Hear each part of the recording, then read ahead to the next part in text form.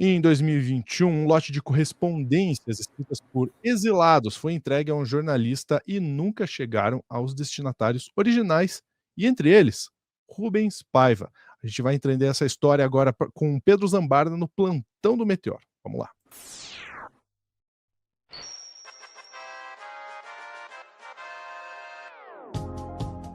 História de Rubens Paiva, família Paiva, de Eunice Paiva, virou destaque por conta do filme Ainda Estou Aqui.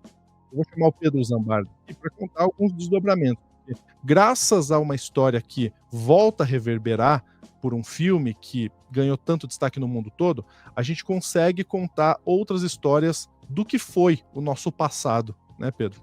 Seja bem-vindo. Opa, tá mutado.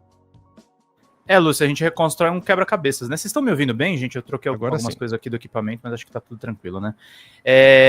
Vem na onda do filme, Lúcio, e vem na onda também do próprio governo Bolsonaro, né? Tem essa reportagem aí do Lucas Figueiredo na Piauí, tem o livro da Juliana Dalpiva, que é Crime Sem Castigo, sobre o assassinato em si do Rubens Paiva, tem o livro do Marcelo, e o Marcelo vai lançar uma continuação por conta do sucesso do filme, né? Mas olha só, essa reportagem me foi enviada, Lúcio, por um sobrinho de uma das pessoas dessa correspondência, né? É a reportagem desse mês da Piauí, as cartas que a ditadura escondeu. Em 2021, diz o Lucas Figueiredo de Lisboa, recebi um lote de correspondências escritas por exilados que nunca chegaram aos destinatários, entre eles Rubens Paiva. Desde então venho tentado entregá-las. O Lucas Figueiredo, para quem não sabe, gente, é biógrafo do Tiradentes, foi repórter que cobriu o Aécio Neves e perguntou sobre consumo de maconha, não a outra droga, maconha só, e acompanhou aí o cenário político e está cobrindo essa questão da ditadura. É um texto um pouco longo, eu não vou ler ele inteiro, mas o máximo que eu puder eu vou trazer para vocês. Quando eu decidi contatar Almiro Afonso em 2021, eu não conhecia pessoalmente, acreditava contudo que não seria uma intromissão me apresentar com uma curta mensagem por escrito no celular. Tínhamos um grande amigo em comum e, além disso, como jornalista, o meu ganha-pão é pedir informações e documentos para gente que me tem como estranho. Mas, fosse como fosse, eu me sentia constrangido. Não é agradável dizer a um desconhecido que você está em posse de cartas escritas por ele há quase 60 anos e que nunca chegaram a uma pessoa desejada que deveria tê-las lido. Essas 3 missivas tinham sido enviadas a um amigo no final da década de 60, quando Afonso se encontrava exilado no Chile, mas foram interceptadas pelos órgãos de repressão da ditadura brasileira antes que pudessem ser entregues. Décadas mais tarde foram parar na minha gaveta junto com outras. Como jornalista e escritor, há 30 anos investigo os crimes cometidos pela ditadura, sobretudo os que envolvem os 434 mortos e desaparecidos políticos. Também atuei como pesquisador da Comissão Nacional da Verdade entre 2012 e 2013. Graças a esse histórico, acabei me tornando para-raio de documentos da repressão. Às vezes passo anos buscando sem sucesso um conjunto específico de informações, outras vezes de forma espontânea recebo um valioso lote de papéis.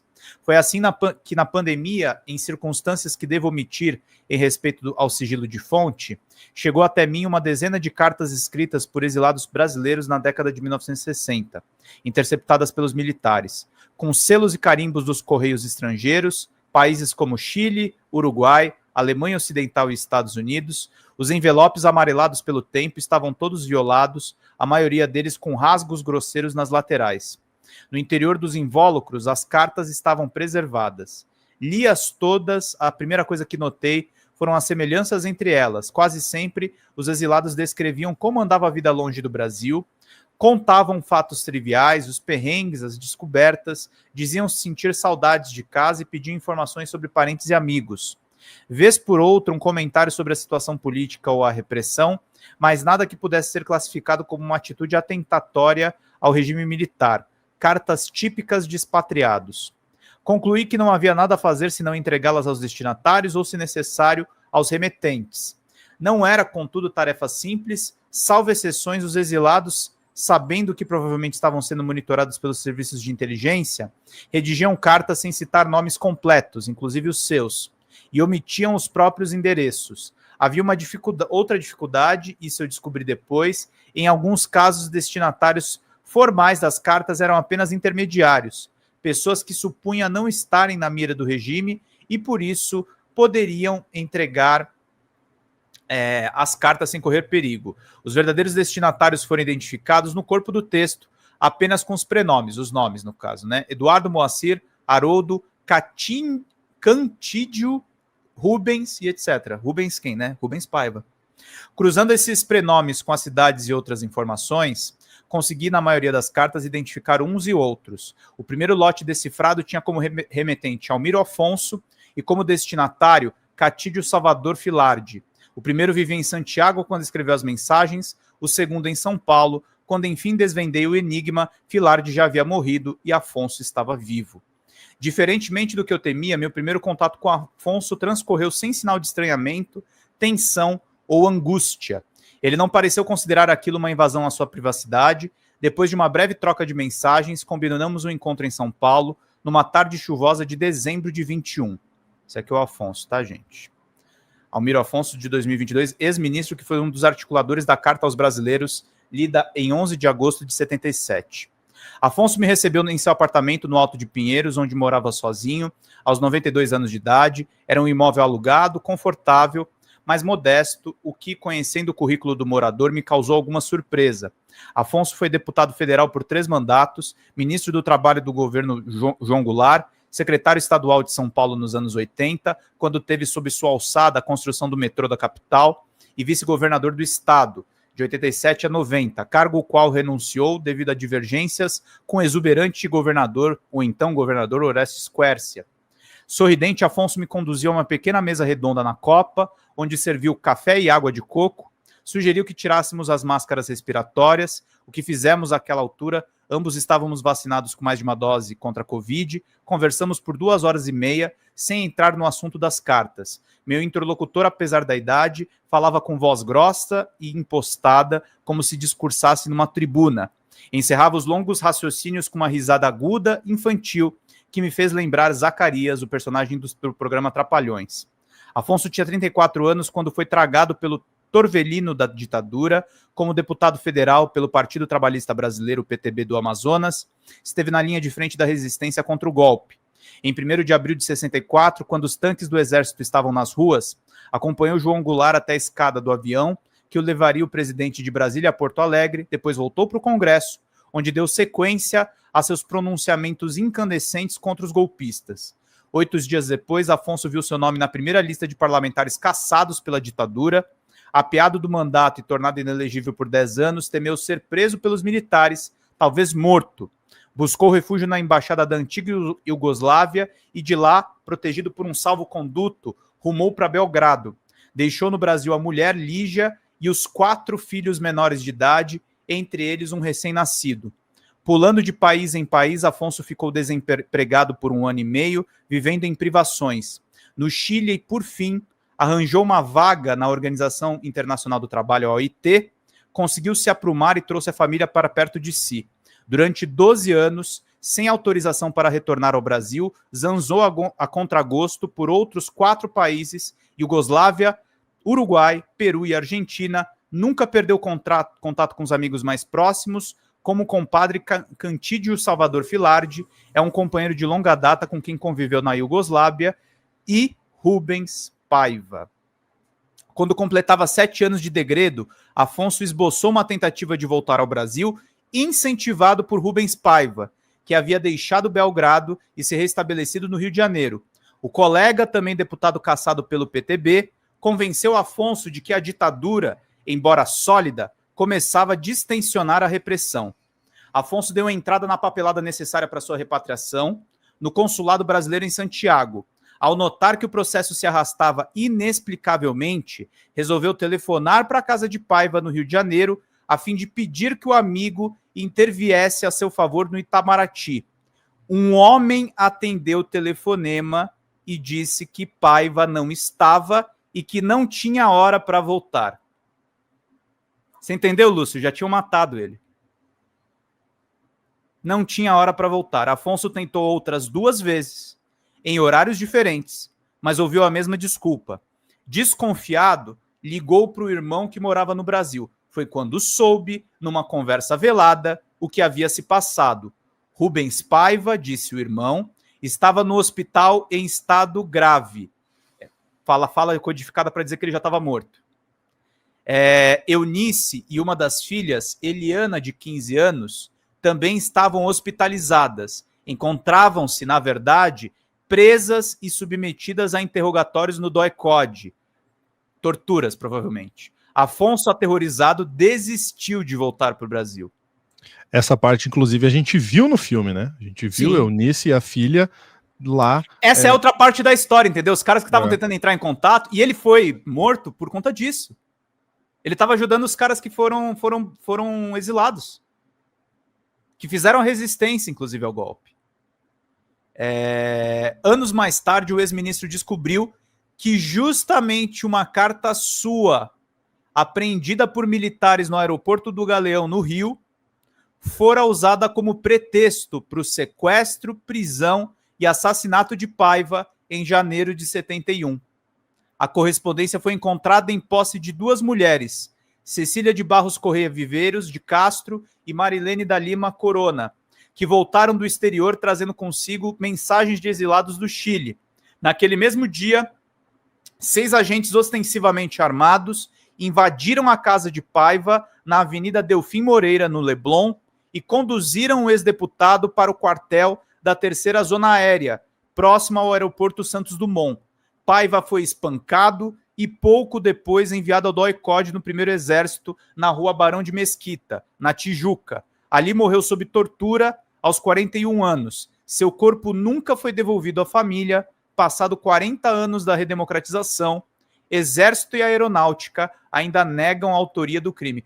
Isso aqui é um absurdo completo, porque eles falam isso em público e tem documento da ditadura que o general, eu vou nomear aqui, o general Orlando Geisel, que é irmão do Ernesto Geisel, que foi ditador, sabia que o Rubens Paiva tinha sido assassinado. O alto comando inteiro sabia.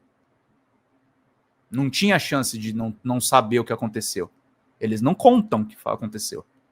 O lote das cartas chegou até a mim, não incluía essa mensagem para Paiva. Ao encontrar Afonso em 2021, levei somente as correspondências que ele escreveu para Filardi, um amigo colega da Faculdade de Direito de São Paulo, entreguei-as ao final da nossa longa conversa na Copa, com a desculpa de que precisava ir para o banheiro, deixei-o sozinho por um instante folheando os papéis. Enquanto fechava a porta do lavabo, pude ouvi-lo exclamar: são as cartas do Chile. Meu Deus! Afonso acredita que a apreensão daquelas mensagens foi inútil para o regime militar. Quase sempre não continha nada de importante, era um carinho apenas entre amigos.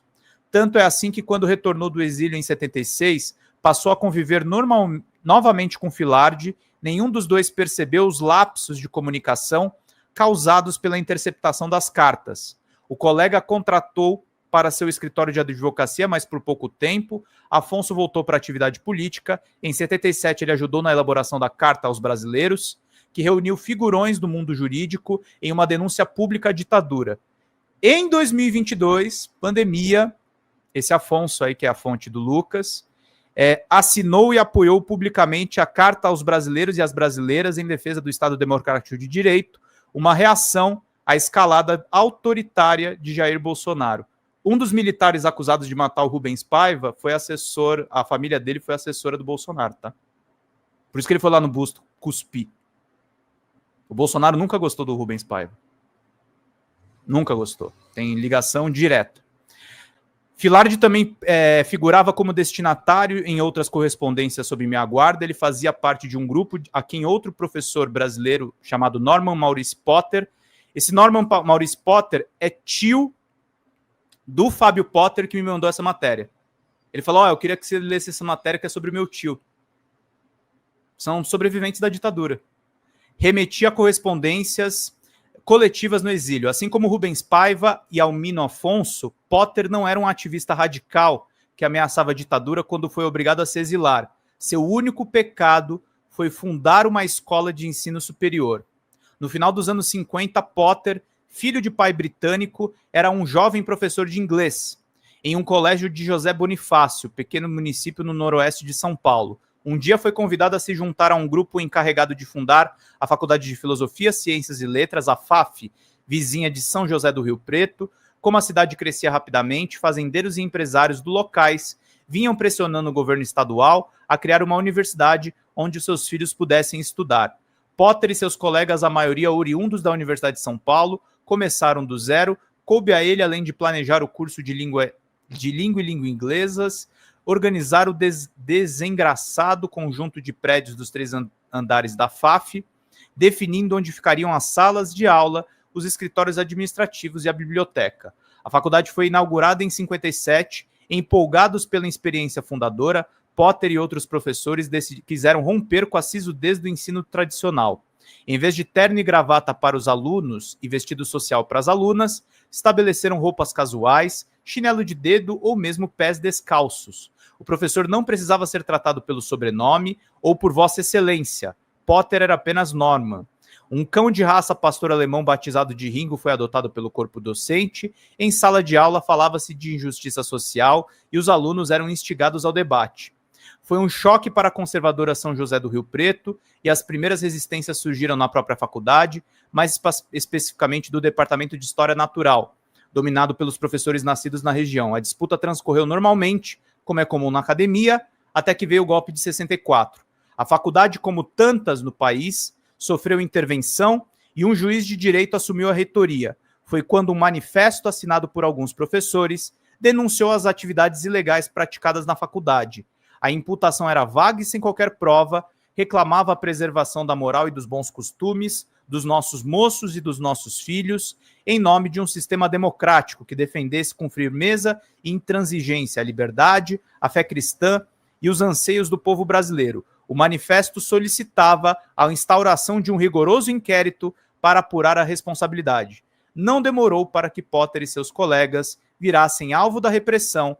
Poucos meses depois do golpe, alguns deles foram presos na delegacia local e submetidos à tortura psicológica por um cubículo conhecido como pela-porco. 18 educadores foram demitidos e denunciados à justiça militar, entre eles Potter. Impedido de trabalhar na universidade, ele ajudou a construir e temendo a morte, o professor buscou asilo. No exterior, com suas credenciais de inglês impecável, conseguiu dar continuidade à carreira acadêmica. Na Alemanha, ele foi integrante do Instituto de Intérpretes da Universidade de Heidelberg e, posteriormente, nos Estados Unidos, ele foi professor da Universidade do Texas e cursou doutorado na Universidade de Minnesota. Fez ainda parte de um grupo de acadêmicos estrangeiros que traduziu para o inglês a poesia concreta de Haroldo de Campos. É uma baita história isso aqui, Lúcio. É uma baita história. Demais mesmo, cara. É difícil, né? Porque, cara, tudo que a gente sabe da ditadura, e quando aparecem histórias como essa, né? Como o Pedro falou, os quebra-cabeças vão se montando. E ainda bem que uma produção como Ainda Estou Aqui traz luz de novo a isso. Porque não faz muito tempo a gente teve uma tentativa de golpe. Não faz muito tempo a aeronáutica, ou pelo menos, né, o grande escalão, já estava comprada com um golpe. Uhum. A gente, por muito pouco, não voltou a viver isso aí. Por muito pouco. Por muito pouco mesmo. E é isso que tem que ser dito, né, Lúcio? Eu tô vendo até um comentário aqui, um cara falando que tava chata a minha leitura, só que assim, é fundamental isso aqui que a gente leu, tá, gente? Isso é um quebra-cabeças que a gente vai construindo. Se você não tem história, não dá pra gente construir um futuro possível. Então a gente precisa sim revirar as cartas, a gente precisa ler textos difíceis. Uma novidade boa, Lúcio, que eu acho fantástico, tá no Estadão, o Marcelo Rubens Paiva, o filho do deputado Rubens Paiva, vai lançar um novo livro chamado Novo Agora, vai ser publicado pela editora Afagara, selo da Companhia das Letras, em 22 de abril. Tomara que o Marcelo tenha saúde, que ele não sofra aquela agressão absurda no carnaval e que ele continue a contar a história da mãe dele, a história do pai dele, que foi brutalmente assassinado. Essa família precisa ser protegida, viu, Lúcio? Porque eu acho que é muito importante o que eles estão contando, e que bom que o Lucas, lá na Piauí, também traz essas cartas que são muito preciosas. E a gente percebe que o livro do Marcelo, o filme, é um recorte muito, mas muito específico da ditadura, e nem mostra ainda um ponto tão agressivo que a ditadura foi, porque o filme foi muito classudo em relação a mostrar como foram as agressões a Eunice e a Eliana, né? Mas por trás disso, na história, a gente tem torturas violentíssimas, de revirar o estômago. Então tudo isso sim tem que voltar para o holofote sempre, para que a gente não perca oportunidades de relembrar isso, para que não volte a acontecer, porque quase aconteceu. Quase. Isso aí. Nas mãos do Bolsonaro. Pois é. Que seria o fantoche da vez ali, né? Exato. Ó, na tela para vocês eu vou colocar aqui o novo Meteoro Repórter, com este aí que está conosco, Pedro Zambarda. Conta pra gente, Pedro, o que a gente pode encontrar nesse Meteoro Repórter? Olha, eu acho que a melhor entrevista que eu entreguei até agora eu peço só desculpas pela duração, tá com 1h30. Mas a Bruna, ela trouxe relatos assim de partir o coração da pandemia, de histórias que eu não fazia ideia. A gente fala muito do negacionismo dos bolsonaristas terem empregado o uso da cloroquina, né? Mas ela falou de métodos que transformaram efetivamente as pessoas em cobaias, principalmente no caso da Prevent Senior, Lúcio. É uma entrevista forte, ela se emociona na conversa e a gente tenta fazer as perguntas certas. A Bruna Morato, que está sofrendo, inclusive, perseguição recentemente. Ó, no momento, esse conteúdo está exclusivo para membro, então se você não quer perder a oportunidade de já assistir, se torna membro do Meteoro. Qualquer vídeo que você vier do Meteoro já tem o botãozinho aqui para se tornar membro. Ou, se você quiser esperar um pouquinho, logo mais vai sair também para o público em geral. Ficamos por aqui. Um grande abraço. Até a próxima.